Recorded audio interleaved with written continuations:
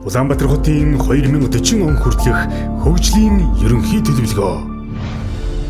Түүхэн хөгжлийнхэн явцад Улаанбаатар хот нь 6 удаагийн хөгжлийн ерөнхий төлөвлөгөөний дагуу өнөөгийн дүр төрхийг олжээ.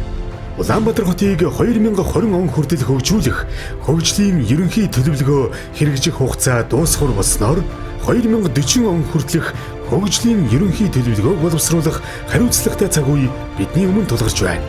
Иймд Монгол улсын нийслэл Улаанбаатар хот 2040 онд ямар дүр төрхтэй хот болж хөгжих вэ гэдгийг тодорхойлоход иргэн таны оролцоо чухал үүрэгтэй. Та гар утсаа ашиглан энэхүү QR кодыг уншуулан ерөнхий төлөвлөгөөний төслийн товч танилцуулга татан авах. Улаанбаатар 2040 цэг имэн сайтаар зочлон ерөнхий төлөвлөгөөний төслийн талаарх дэлгэрэнгүй мэдээлэл авах. Харьяа хорооныхон байран дээр очиж ерөнхий төлөвлөгөөний төслийн талаарх материалтай танилцах боломжтой.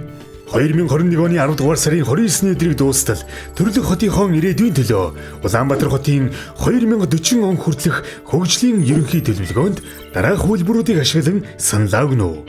Та манай хороо цэг имэн Улаанбаатар 2040 цэг имэн зэрэг захим хуудас ашиглан захимаар саналаа өгөх.